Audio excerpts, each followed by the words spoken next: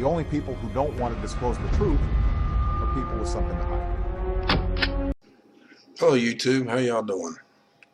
Well, y'all get a load out of listening to this little clip I got for y'all and look at these photos and think about it in your head a little bit about what it really means.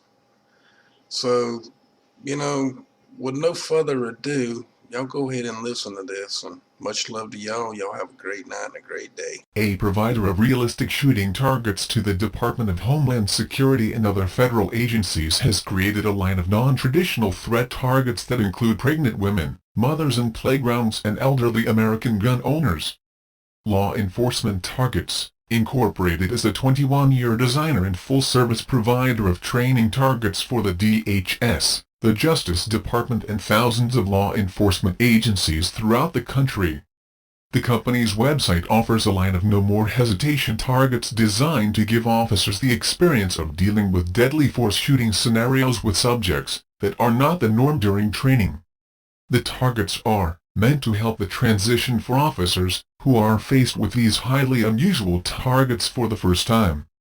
The targets include pregnant woman threat, older man with shotgun, older man in home with shotgun, older woman with gun, young school-aged girl, young mother on playground, and little boy with real gun.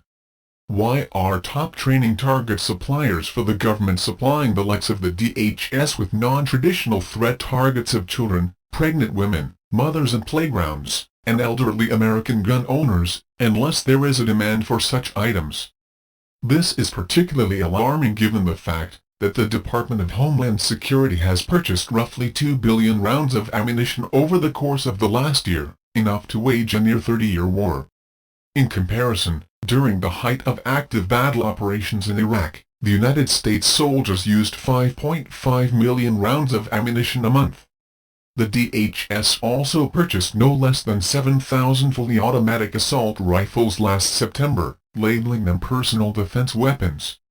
The fact that targets of armed pregnant women, children, mothers in playgrounds, and American gun owners in general are being represented as non-traditional threats for the first time is deeply concerning given the admitted preparations for civil unrest undertaken by Homeland Security as well as other federal agencies. A leak: the United States Army Military Police Training Manual for Civil Disturbance Operations also outlines how military assets are to be used domestically to quell riots, confiscate firearms, and even kill Americans on the United States soil during mass civil unrest.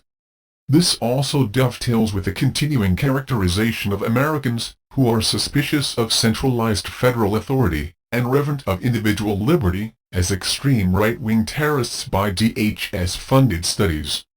The United States military trained last year to take on another unusual target: zombies, which some fear is just a ruse to get troops used to engage in crowds of people with deadly force. As Alex Jones documented in his film Police State 2000, numerous urban warfare training drills stretching back well over a decade have revolved around incarcerating and battling the American people on domestic soil. See the other non-traditional threats that are being provided in the form of shooting targets to the DHS and thousands of law enforcement agencies below. If there's a blue pill and a red pill, and the blue pill is half the price of the red pill and works just as well, why not pay half price?